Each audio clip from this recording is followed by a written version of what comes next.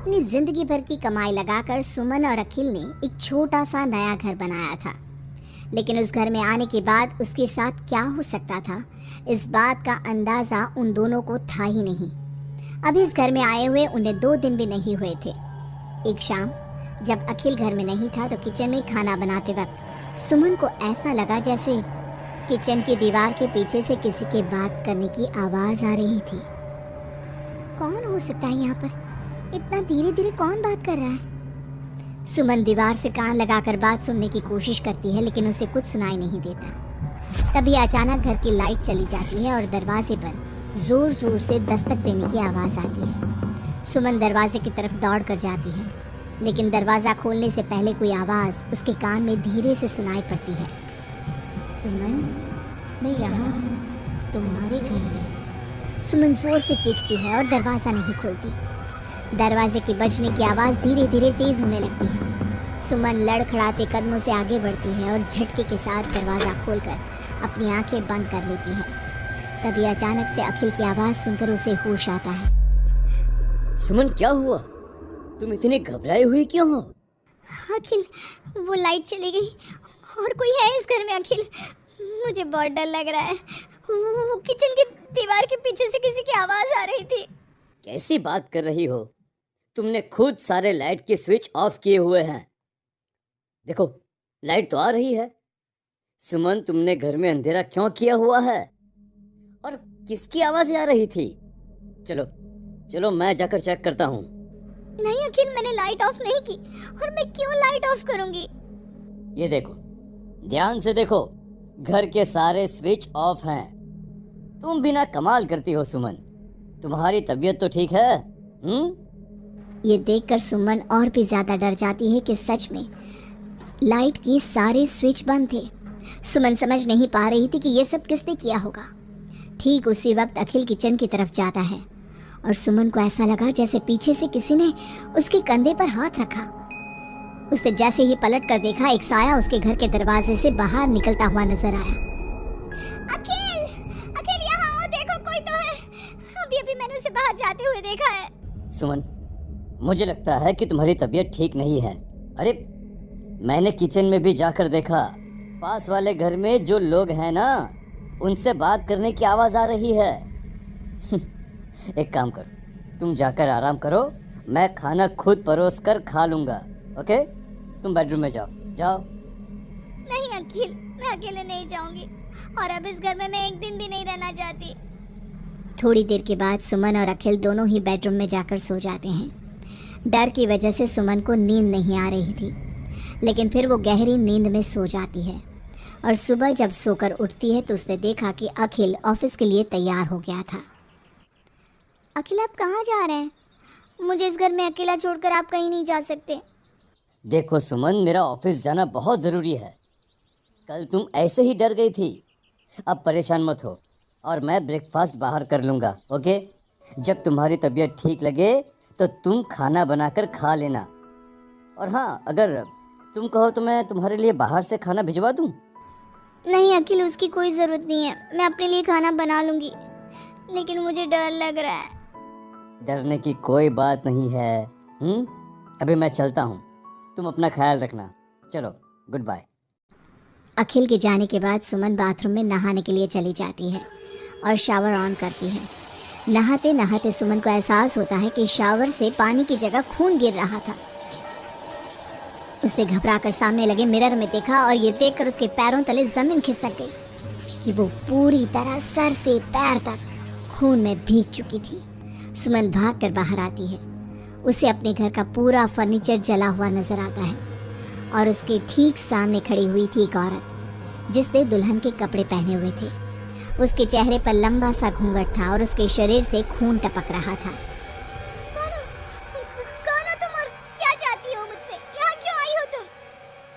मैं तुमसे तुम्हारा पति चाहती हूँ। मुझे अपना पति दे दो और मैं वापस चली जाऊंगी। लेकिन मेरा पति? अखिल, मेरा मतलब तुम्हें मेरा पति क्यों चाहिए? हमने क्या बिगाड़ा है तुम्हारा? तुमने नहीं, हर सुहागन औरत मेरी दुश्मन है।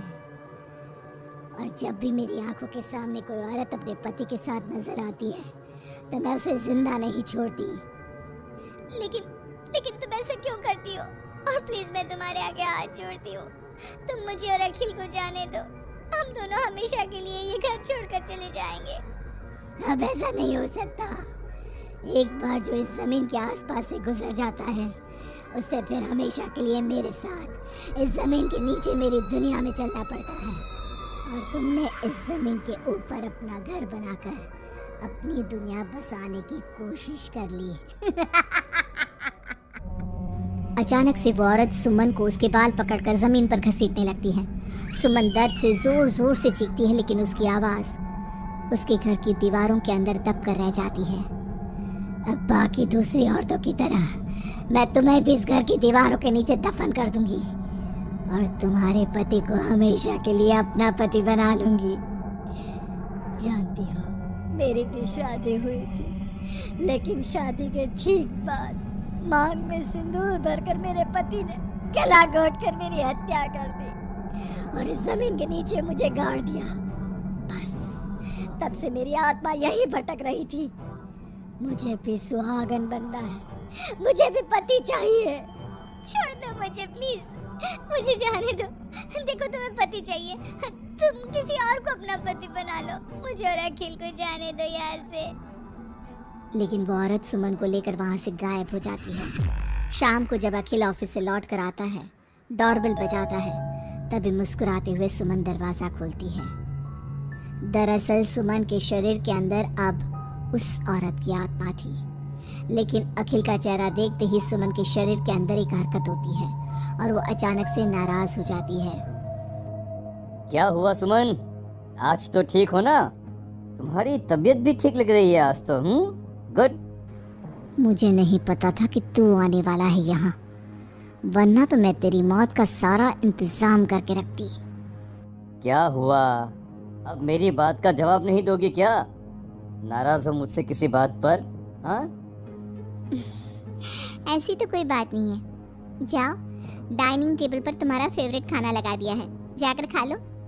हाँ, खुशबू तो बहुत अच्छी आ रही है। वैसे भी सुबह से कुछ खाया नहीं है। थैंक यू यार, मैं जल्दी से जाकर खाना खाता हूँ। ओके? अखिल जैसे ही खाने की कटोरे का ढक्कन हटाता है तो वो हैरान रह जाता है कि वहाँ पर सुमन का कटा हुआ हाथ था। उसमें पहनी हुई चूड़ियों से वो सुमन के हाथ को पहचान जाता है। खाने की जगह सुमन के शरीर के छोटे छोटे टुकड़े काट कर उस आत्मा ने अखिल के सामने परोस दिए थे। अखिल घबराकर वहाँ से भागने लगता है। तभी सुमन के शरीर में मौजूद वो आत्मा अपने असली रूप में आकर अखिल के सामने खड़ी हो जाती है। कौन हो तुम और क्या किया तुमने मेरी पत्नी के साथ? इसका मतलब वो ठीक कहती थी कि इस घर में कुछ गलत है। कहाँ है मेरी सुमन? तुम्हारी सुमन के मैंने छोटे छोटे टुकड़े करके उसका खाना बना दिया और उसकी आत्मा को मैंने इस घर की जमीन के नीचे दफन कर दिया है। वो कैद हो गई है यहाँ हमेशा के लिए। तुम भी उसके पास जाना चाहते हो? मगर क्यों किया तुमने ऐसा? क्या दुश्मनी थी तुम्हारी और मेरी पत्नी? पहले तो मैंने तेरी पत्नी को सिर्फ इसलिए मारा क्योंकि मैं तुझे अपना पति बनाना चाहती थी। मेरी आत्मा जो पूरे एक जन्म से किसी से शादी करने के लिए तड़प रही है, उसकी हसरत पूरी करना चाहती थी मैं। और इसलिए मैंने तेरी पत्नी का रूप लेकर तेरे साथ रहने के बारे में सोचा। लेकिन जानता है, अब मैं तुझे जिंदा नहीं छोड़ूंगी। लेकिन क्यों? देखो तुमने सुमन के साथ जो भी किया, मुझे जाने दो यहाँ से प्लीज। अखिल भागने लगता है, लेकिन घर का दरवाजा अब लॉक हो चुका था। अब तो भाग कर नहीं जा सकता। मेरे हाथ तेरे खून से रंगने के लिए बेचैन हो रहे हैं। मेरा गला सूख रहा है। अब उसकी प्यास तेरे खून से ही बुझेगी। अरे लेकिन क्यों? तुम्हारी आखिर मुझसे दुश्मनी क्या है? आत्मा अखिल की बात का कोई जवाब नहीं देती और अपने लंबे नाखून उसके गले में गड़ाकर उसके शरीर को खा जाती है और उसके बाद जोर से हंसते हुए कहती है,